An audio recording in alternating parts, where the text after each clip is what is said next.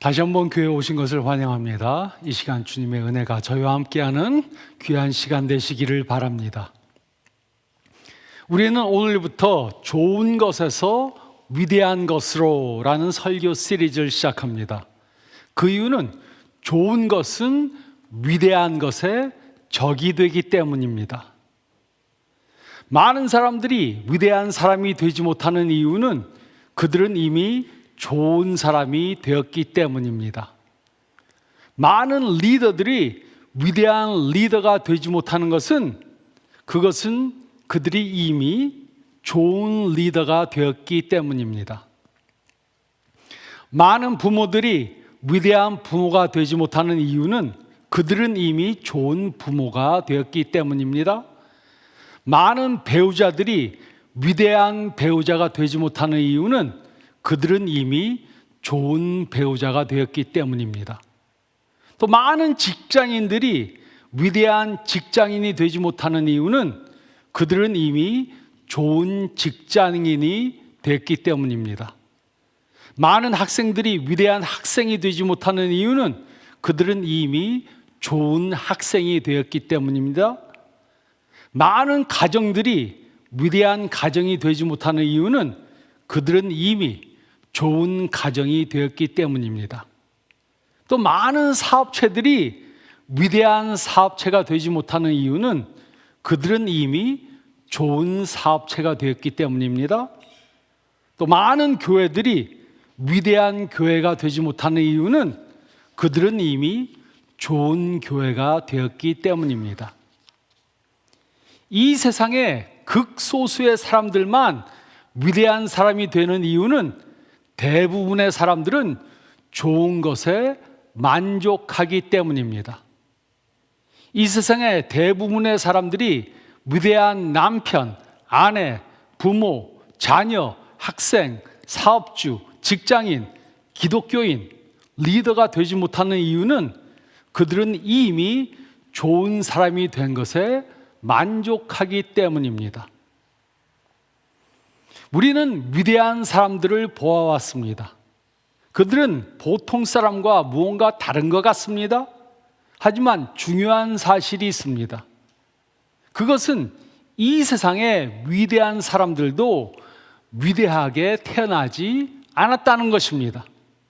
그들은 보통 사람들과 비슷하게 태어났지만 나중에 위대한 사람으로 변화되었습니다. 그렇다면 그들은 어떻게 해서 좋은 사람에서 위대한 사람들이 되었습니까? 그들은 무엇을 해서 위대한 사람들이 되었습니까? 위대한 사람들이 위대해진 이유는 그들에게 다른 사람들이 갖고 있지 않은 특별한 무엇인가가 있었기 때문이 아닙니다. 그들은 타고난 재주 때문에 위대한 사람이 된 것이 아닙니다. 그들은 더 나은 교육을 받았기 때문에 위대한 사람이 된 것이 아닙니다. 그들은 특별한 성격을 갖고 태어났기 때문에 위대한 사람이 된 것이 아닙니다. 그들은 많은 재산을 상속받았기 때문에 위대한 사람이 된 것이 아닙니다. 다시 말해, 그들이 위대해진 이유는 다른 사람들이 갖고 있지 못한 무엇인가를 갖고 있었기 때문이 아닙니다. 빌리 그레엄 목사나 테레사 수녀와 같이 위대한 사람들의 삶을 보면 이 사실을 알 수 있습니다. 그들은 다른 사람들이 갖고 있지 않은 무엇인가를 갖고 태어난 사람들이 아니었습니다. 물론 제가 말하는 위대한 사람이란 자신이 생각하기에 위대하거나 아니면 다른 사람들이 보기에 위대해 보이는 사람들을 말하는 것이 아닙니다. 대신에 하나님이 보시기에 위대한 사람을 말하는 것입니다. 이 사실은 우리들에게 소망을 줍니다. 이 사실은 우리도 위대한 사람이 될 수 있다는 가능성을 보여줍니다. 우리는 위대한 남편과 아내, 위대한 부모와 자녀, 위대한 학생과 직장인, 위대한 리더와 기독교인들이 될 수 있습니다. 이것이 바로 우리가 이번 시리즈 동안 함께 생각해 보고자 하는 것입니다.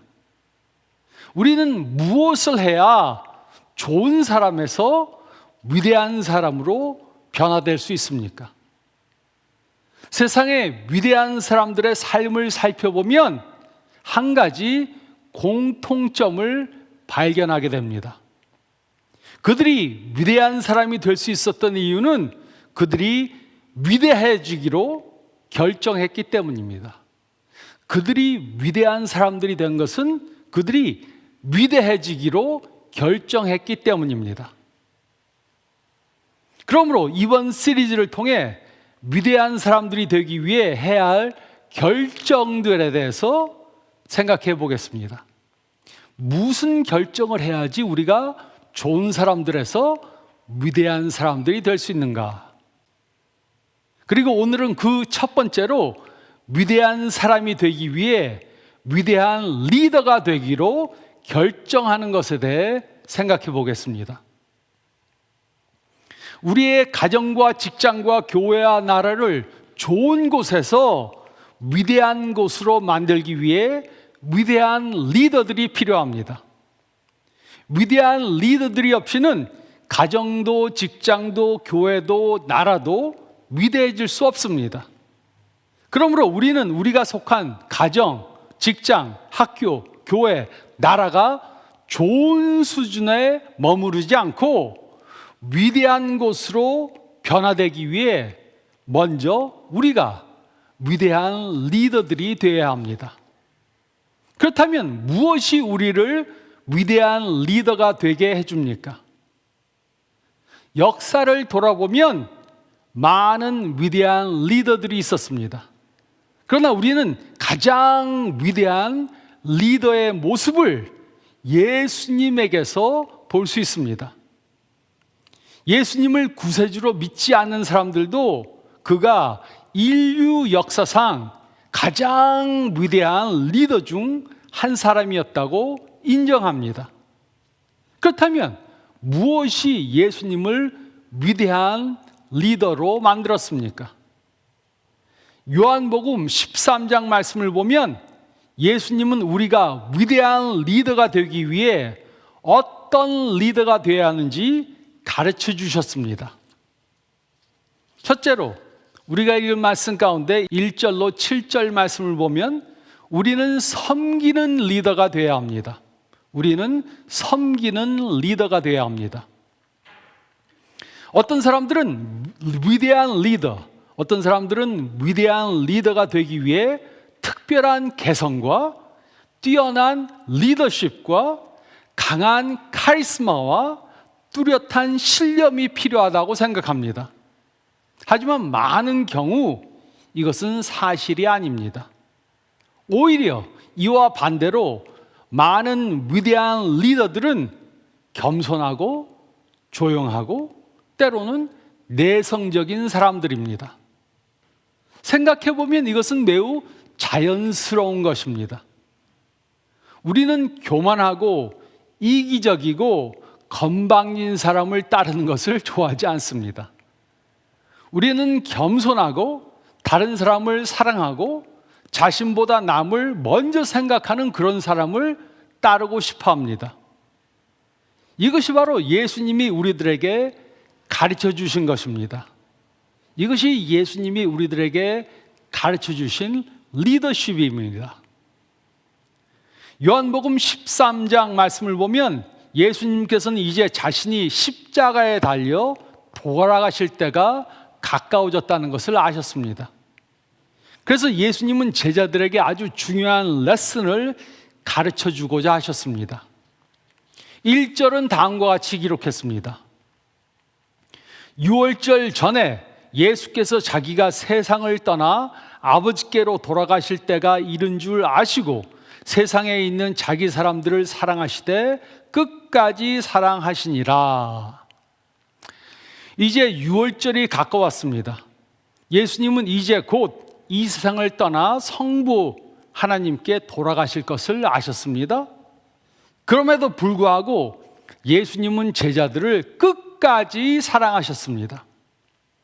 여기서 끝까지라는 단어는 시간적인 의미가 아닙니다. 대신에 여기에 끝까지라는 단어는 마지막으로, 최대한으로 라는 의미를 갖고 있습니다. 즉 예수님은 위대한 리더로서 제자들을 마지막 순간까지 또 최대한으로 사랑하셨습니다. 그는 자신의 죽음이 이제 가까워졌다고 제자들을 대강 사랑하지 않으셨습니다. 2절로 5절은 다음과 같이 기록했습니다. 마귀가 벌써 시몬의 아들 가롯 유다의 마음에 예수를 팔려는 생각을 넣었더라. 저녁 먹는 중 예수는 아버지께서 모든 것을 자기 손에 맡기신 것과 또 자기가 하나님께로부터 오셨다가 하나님께로 돌아가실 것을 아시고 저녁 잡수시던 자리에서 일어나 겉옷을 벗고 수건을 가져다가 허리에 두르시고 이에 대야에 물을 떠서 제자들의 발을 씻으시고 그 두르신 수건으로 닦기를 시작하여. 요한은 이 장면을 아주 자세하게 기록했습니다. 가롯 유다는 이미 예수님을 배반하기로 작정했습니다. 그의 구체적인 동기는 설명되어 있지 않지만 그는 사탄의 유혹을 받아 마귀의 지배 아래 놓여 있었습니다. 그리고 예수님은 이 사실을 이미 다 아셨습니다. 예수님은 성부 하나님이 모든 것을 자신의 손에 맡겼다는 것과 자신이 하나님으로부터 왔다가 다시 그에게로 돌아가실 것을 분명히 알고 계셨습니다. 자신의 권세와 사명을 완전히 알고 계셨지만 예수님은 제자들을 끝까지 사랑하셨습니다. 이때 예수님과 제자들은 길을 걸어 들어온 직후였습니다. 보통 이런 경우라면 집주인은 하인들에게 손님들의 샌들을 벗기고 발을 씻기는 일을 시켰을 것입니다. 하지만 이 모임은 비밀리에 되어지고 있었기 때문에 하인들이 이곳에 없었습니다. 그런데도 제자들 중에 그 누구도 자원해서 이 일을 하지 않았습니다. 아마도 자신이 다른 제자들보다 더 낮은 사람이라고 보일까봐 하지 않았을 것입니다. 그런데 그때 예수님은 식사 중에 일어나서 겉옷을 벗고 허리에 수건을 두르시고 하인이 해야 할 일을 하셨습니다. 예수님은 창조주 하나님으로서 모든 권세를 가진 분이었지만 기꺼이 모든 사람들의 종이 되셨습니다. 얼마 후면 예수님은 잡히시고 십자가에 달려 돌아가실 것이었습니다. 그럼에도 불구하고 예수님은 제자들의 더러운 발에 관심을 두셨습니다. 예수님은 제자들을 끝까지 사랑하시고 끝까지 섬기셨습니다. 이 당시 주인의 발을 씻는 일은 하인들 가운데 가장 낮은 하인이 하는 일이었습니다. 하지만 예수님은 제자들을 사랑하셨기 때문에 가장 낮은 하인이 할 일을 하셨습니다. 그리고 우리도 그와 같이 섬기라고 가르쳐 주셨습니다. 물론 이것은 세상이 가르치는 것과 정반대입니다. 세상은 높아질수록 다른 사람들에게 명령하고 다른 사람으로부터 섬김을 받으라고 그렇게 말합니다. 그것이 리더십이다 이렇게 말합니다. 하지만 이것은 예수님의 방식이 전혀 아닙니다. 마태복음 20장 25절로 28절은 다음과 같이 기록했습니다. 예수께서 제자들을 불러다가 이르시되 이방인의 집권자들이 그들을 임의로 주관하고 그 고관들이 그들에게 권세를 부리는 줄을 너희가 알거니와 너희 중에는 그렇지 않아야 하리니 너희 중에 누구든지 크고자 하는 자는 너희를 섬기는 자가 되고 너희 중에 누구든지 으뜸이 되고자 하는 자는 너희의 종이 되어야 하리라. 인자가 온 것은 섬김을 받으려 함이 아니라 도리어 섬기려 하고 자기 목숨을 많은 사람의 대속물로 주려 함이니라. 제자들은 이때까지 계속해서 누가 더 높은가 다퉜습니다. 하지만 예수님은 그들은 세상 사람들과 달라야 한다, 그렇게 가르치셨습니다. 세상에서는 높은 자리에 있는 사람들이 다른 사람들을 지배하고 권세를 휘두릅니다. 하지만 예수님은 이런 구조 자체가 제자들 사이에 존재하면 안 된다, 그렇게 가르치셨습니다. 예수님이 보시기에 위대함은 권세가 아니고 섬김으로 결정되는 것이었습니다. 그러므로 크고자 하는 사람들은 섬기는 자가 되어야 하고, 으뜸이 되고자 하는 자는 모든 사람의 종이 되어야 합니다. 즉 위대해지고자 하는 사람은 기꺼이 모든 사람을 섬겨야 합니다. 이 당시 세계에서 겸손은 미덕이 아니라 오히려 약점이나 악덕으로 여겨졌습니다. 그러므로 예수님이 가르쳐 주신 리더십과 권력은 아주 혁명적인 것이었습니다. 예수님은 다른 사람을 섬기는 삶의 모습으로 스스로를 최고의 본보기로 제시하셨습니다. 예수님은 자신이 이 땅에 온 이유가 섬김을 받기 위함이 아니라 섬기고 자기 목숨을 많은 사람들의 대속물로 주기 위함이라고 말씀하셨습니다. 하지만 베드로는 예수님의 가르침과 행동을 이해하지 못했습니다. 6절로 7절은 다음과 같이 기록했습니다. 시몬 베드로에게 이르시니 베드로가 이르되 주여 주께서 내 발을 씻으시겠나이까? 예수께서 대답하여 이르시되 내가 하는 것을 내가 지금은 알지 못하나 이후에는 알리라. 베드로는 예수님이 제자들의 발을 씻는 것이 그의 위엄에 어울리지 않는다고 생각했습니다. 그래서 그는 예수님은 자신의 발을 절대 씻을 수 없다, 그렇게 말했습니다. 하지만 예수님은 자신이 그의 발을 씻어주지 않으면 그가 하나님 나라에 합당한 사람이 될 수 없다고 하셨습니다. 이 말은 그의 인격이 영적으로 정결하게 되어야 한다는 것을 말한 것입니다. 외적인 발 씻음은 죄로부터 깨끗해지는 영적 정결함의 상징을 보여주는 행동이었습니다. 그러므로 예수님이 가르쳐 주신 리더십은 이 세상에 가르치는 방식과 정반대입니다. 하지만 우리가 위대한 리더들이 되기 원한다면 우리는 반드시 다른 사람들을 사랑하고 섬겨야 합니다. 가정에서 위대한 리더가 되기 원한다면 부모, 배우자, 자녀를 섬겨야 합니다. 직장에서 위대한 리더가 되기 원한다면 상사와 동료뿐만 아니라 자기 아래에 있는 사람들까지 섬겨야 합니다. 교회에서 위대한 리더가 되기 원한다면 하나님이 주신 은사와 재능에 따라 다른 성도들을 섬겨야 합니다. 그리고 사회에서 리더가 되기 원한다면 주변의 모든 사람들을 섬겨야 합니다. 겸손하게 다른 사람들을 섬기지 않으면 우리는 어느 곳에서도 위대한 리더가 될 수 없습니다. 이것이 바로 예수님께서 가르쳐 주신 리더십입니다. 우리는 섬기는 리더가 되어야 합니다. 우리는 섬기는 리더가 되어야 합니다.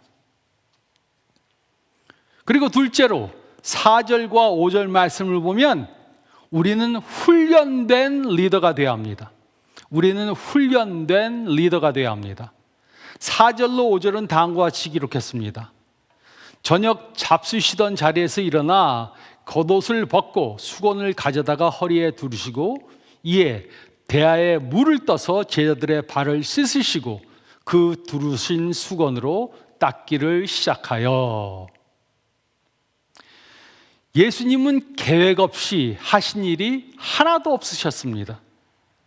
제자들의 발을 씻으실 때도 가장 적절한 시간에 분명한 목적과 계획을 갖고 중요한 가르침을 주기 위해 그 일을 행하셨습니다. 예수님은 저녁 잡수시던 자리에서 일어나셨고 겉옷을 벗으시고 수건을 가져다 허리에 두르시고 배에 물을 떠서 제자들의 발을 씻으셨습니다. 그리고 그 두르신 수건으로 발을 닦아주셨습니다. 예수님은 어떤 일도 대충 하지 않으셨습니다. 분명한 목적이 없이, 성의 없이, 적당히 아무렇게나 행한 일이 없으셨습니다. 모든 일을 명확한 목적과 계획을 갖고 하셨습니다. 그리고 이만하면 됐다, 그렇게 생각하지 않으셨습니다. 이만큼 닦았으면 됐다, 이만큼 가르쳤으면 됐다, 이만큼 구원했으면 됐다, 이만큼 했으면 됐다, 전혀 생각하지 않았습니다.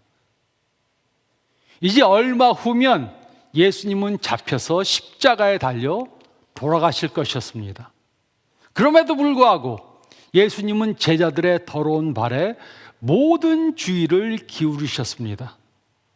형식적으로 대강 닦는 척하지 않으시고 최선을 다해 정성스럽게 제자들의 발을 씻기시고 또 수건으로 말려주셨습니다.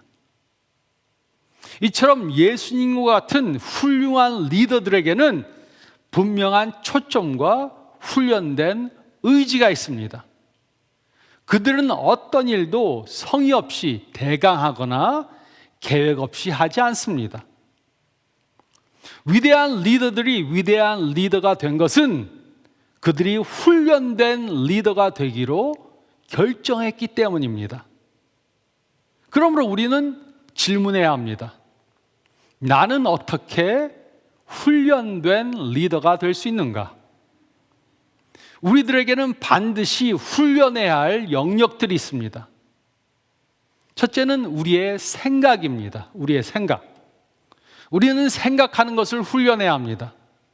우리는 무엇을 생각할지, 어떻게 생각할지 의식적으로 훈련해야 합니다. 우리 생각 속에 거룩하지 않은 생각들, 세상적인 생각들, 죄적인 생각들이 무분별하게 들어오지 않게 절제하고 지켜야 합니다.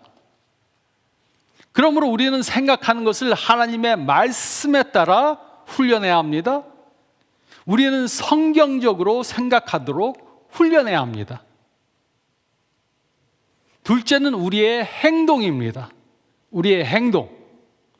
우리는 행동하는 것을 훈련해야 합니다. 게을러지면 안 됩니다. 시간을 낭비하면 안 됩니다. 중요한 일을 할 때 명확한 계획을 세우고 그 계획을 일정에 따라 성실하게 실행해야 합니다. 예를 들어 우리가 영적으로 위대한 사람들이 되기 위해 계획해야 합니다. 매주 예배에 참석하고 매일 성경을 읽고 기도하고 정기적으로 소그룹에 참석하고 봉사하기 위해서 분명한 계획을 세워야 합니다. 또 위대한 결혼 생활을 하기 위해 계획해야 합니다. 배우자와 함께 영적으로 성장하기 위한 계획, 정기적으로 시간을 내어서 대화하기 위한 계획, 배우자가 이해할 수 있는 사랑의 언어로 표현하기 위한 계획, 이런 계획들을 구체적으로 세워서 해야 합니다. 우리는 원하는 것을 이루기 위해 계획을 세워야 하고 그 계획을 이루기 위해 훈련하고 꾸준히 실천해야 합니다. 이것은 건강을 유지하기 위해서도 필요하고 성공적인 직장인이 되기 위해서도 필요합니다. 훌륭한 리더가 되기 위해 우리는 생각하는 것과 행동하는 것을 훈련해야 합니다. 제가 대학 1학년 때 제 룸메이트는 저보다 몇 살이 더 많은 선배였습니다. 그는 저에게 네 눈은 마치 동태 눈깔 같다 그렇게 말했습니다. 제 눈에는 열정도 없고 목적도 없이 보인다고 그렇게 말했습니다. 그 당시 저는 분명한 목적을 갖고 살고 있지 않았기 때문에 제 눈에는 초점도 열정도 빛도 없었습니다. 저는 매우 게을렀고 노는 것만 좋아하고 전혀 훈련되지 않은 그런 삶을 살았었습니다. 그래서 저는 그 말을 듣고 제가 또 그렇게 살고 있다는 것을 인정하고 저는 제 삶에 열정과 목적을 갖기로 결단했습니다. 그때부터 저는 생각하는 것과 행동하는 것을 의도적으로 훈련하기 시작했습니다. 열정을 갖고 공부를 열심히 하기 시작했고 열정을 갖고 신앙생활을 하기 시작했습니다. 이제 저는 교회에서 정식으로 은퇴했습니다. 그렇다고 해서 사역을 멈춘 것은 아닙니다. 예수님을 믿는 사람들은 우리가 하나님 나라에 들어가기까지 하나님이 주신 그 사역을 이뤄가야 합니다. 그래서 지금도 저는 매일 훈련된 삶을 살려고 합니다. 매일 정해진 시간에 일어나고 아침마다 설교를 준비하고 아침마다 책을 씁니다. 스케줄을 정해 매일 해야 할 일의 분량을 계산해서 성실히 행합니다. 건강을 관리하기 위해서도 꾸준히 운동하고 지금까지 해온 사역들을 페이스북과 유튜브에 기록으로 남기는 그런 작업도 매일 합니다. 물론 예수님이 저를 언제 천국으로 부르실지 모르지만 그날까지 저는 매일 성실히 살려고 합니다. 그 결과 지난 몇 년 동안 11권의 책들을 출간했고 올해 또 2권의 책이 나올 예정입니다. 그리고 또 매주 페이스북과 유튜브를 통해서 3,000명이 넘는 사람들이 제 설교를 듣고 있습니다. 이 모든 것이 제가 잘나서 된 것이 아닙니다. 제가 훈련된 삶을 살기로 작정하고 열심히 하니까 하나님이 이루신 것입니다. 하나님은 우리들에게 단 하나뿐인 인생을 주셨습니다. 한 번 사는 것이고 그것이 지나가면 끝입니다. 그래서 우리는 이 단 하나뿐인 인생을 영원한 가치가 있는 것을 위해 투자해야 합니다. 대강 살면 안 됩니다. 올해 목적이 무엇입니까? 목적이 없습니다. 직장인으로서 더 좋은 리더가 되기 위해 무엇을 계획하고 있습니까? 계획한 거 없습니다. 이렇게 살면 안 됩니다. 우리는 훈련된 리더가 되어야 합니다. 우리는 훈련된 리더가 되어야 합니다. 또 셋째로 12절에서 17절 말씀을 보면 우리는 영적 리더가 되어야 합니다. 우리는 영적 리더가 되어야 합니다. 12절에서 17절은 다음과 같이 기록했습니다. 그들의 발을 씻으신 후에 옷을 입으시고 다시 앉아 그들에게 이르시되 내가 너희에게 행한 것을 너희가 아느냐? 너희가 나를 선생이라 또는 주라 하니 너희 말이 옳도다. 내가 그러하다. 내가 주와 또는 선생이 되어 너희 발을 씻었으니 너희도 서로 발을 씻어주는 것이 옳으니라. 내가 너희에게 행한 것 같이 너희도 행하게 하려 하여 본을 보였노라. 내가 진실로 너에게 이르노니 종이 주인보다 크지 못하고 보냄을 받은 자가 보낸 자보다 크지 못하나니 너희가 이것을 알고 행하면 복이 있으리라. 제자들이 예수님의 사랑의 깊이와 겸손의 본질을 이해하기 위해서는 오랜 시간이 필요했습니다. 예수님은 제자들의 필요를 채워주기 위해 자신을 낮추어 섬기셨고 그와 같이 제자들 역시 서로를 섬겨야 한다고 가르치셨습니다. 예수님은 이 행동을 통해 겸손한 영적 리더의 본을 보여주셨습니다. 그리고 이런 역할을 감당하는 사람들에게는 복이 있을 것이라고 말씀하셨습니다.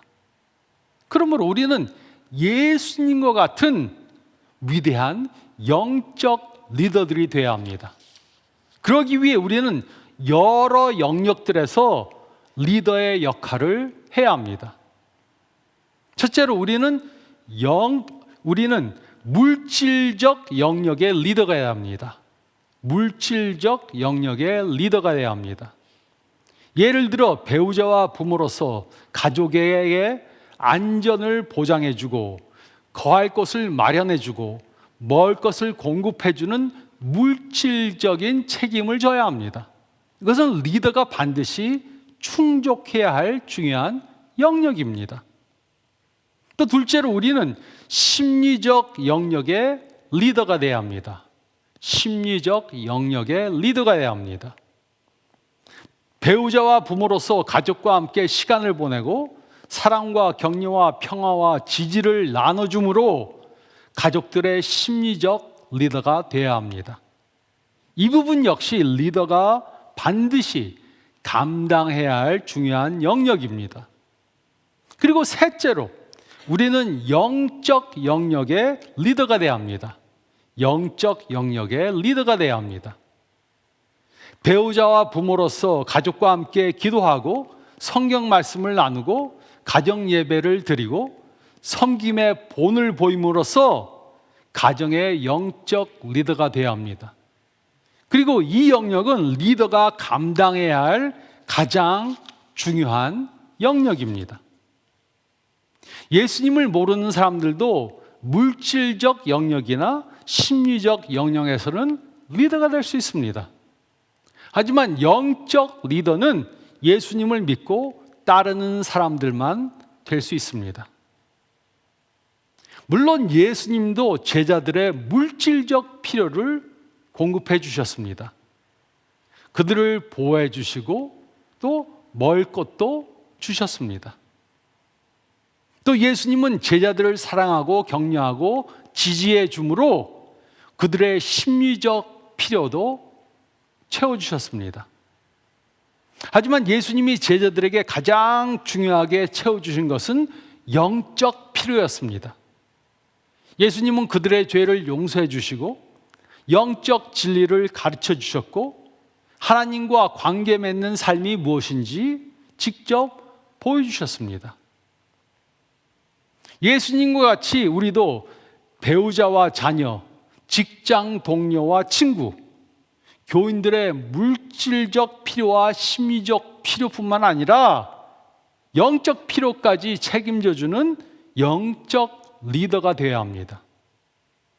가정과 학교, 직장과 소그룹, 교회와 사회를 좋은 곳에서 위대한 곳으로 만들기 위해 우리는 이런 영역들에서 영적 리더들이 되어야 합니다. 우리는 영적 리더가 되어야 합니다. 우리는 우리가 속한 모든 장소들을 좋은 곳에서 위대한 곳으로 변화시켜야 합니다. 더 이상 좋은 것에 만족하면 안 됩니다. 이만하면 됐다. 다른 사람들보단 나니까 이만하면 됐다. 이렇게 생각하면 안 됩니다. 그러기 위해 우리는 우리가 속한 모든 영역들에서 위대한 리더들이 되어야 합니다. 하지만 위대한 리더가 되는 것은 저절로 이루어지는 것이 아닙니다. 우리는 위대한 리더가 되기 위해 마땅히 해야 할 것들을 의식적으로 선택하고 실천해야 합니다. 우리는 섬기는 리더가 되어야 합니다. 섬김을 받으려고 하는 것이 아니라 섬기는 리더가 되어야 합니다. 우리는 훈련된 리더가 되어야 합니다. 하루하루를 그냥 아무렇게나 살면 안 됩니다. 훈련된 리더가 되어야 합니다. 그리고 우리는 영적 리더가 되어야 합니다. 물질적으로 충족시켜주는 리더가 돼야 하고 심리적인 필요를 채워주는 리더가 돼야 하지만 가장 중요한 것은 영적 리더가 되는 것입니다.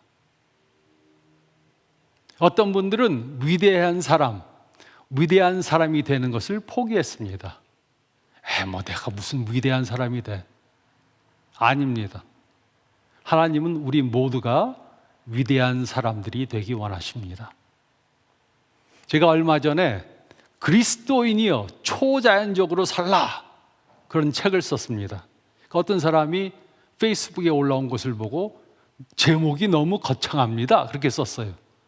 그래서 제가 생각하기에 이분은 절대 하나님이 초자연적으로 역사하는 것을 경험해 보지도 못했고 이런 마음을 갖고 있으면 절대로 초자연적인 것을 경험하는 삶을 살 수가 없을 것이다 생각했는데 위대한 사람도 마찬가지입니다. 하나님이 저에게 주신 한도 안에서 저희는 최대한 위대한 사람들이 되어야 합니다. 그러기 위해 예수님처럼 위대한 리더들이 되어야 합니다. 섬기는 리더, 훈련된 리더, 영적 리더가 되어야 합니다. 위대한 리더의 본을 보여주신 예수님을 따라 우리가 속한 장소들에서 좋은 리더에서 위대한 리더들이 되시는 저와 여러분들이 되시기를 우리 예수님의 이름으로 축원드립니다. 저희 다 같이 기도드리겠습니다. 잠깐 머리를 숙이시고 오늘 말씀 생각해 보시기 바랍니다. 위대한 리더. 내가 무슨 위대한 리더가 돼? 내가 이렇게 나이가 먹었는데 어떻게 내가 변화될 수 있을까? 그렇게 사시면 안 됩니다. 특별히 올해 한 해 동안 살면서 지금보다 더 뛰어난 위대한 리더들이 되기 위해서 우리가 작정하고 해야 할 것을 해야 합니다. 이번 한 주 동안 또 이번 시리즈 동안 하나님 저를 좋은 사람에서 위대한 사람으로 변화시켜 주세요.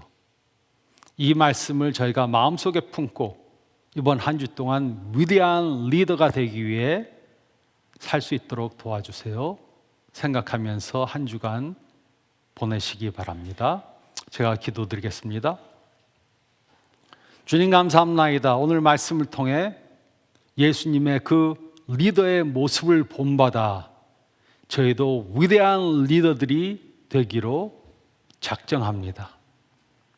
예수님이 그 섬기는 모습을 본받아 섬기는 리더가 되게 도와주시고 또 예수님의 그 훈련된 모습을 본받아 훈련된 리더들이 되게 도와주시고 또 어떤 영역보다 영적인 영역에서 리더가 되게 도와주시옵소서. 그렇게 함으로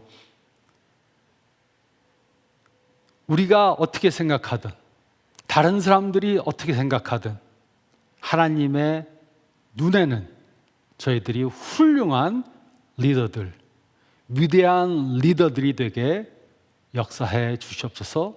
감사드리오며 이 모든 말씀 우리 주님 예수 그리스도의 받들어 간절히 기도드리옵나이다. 아멘.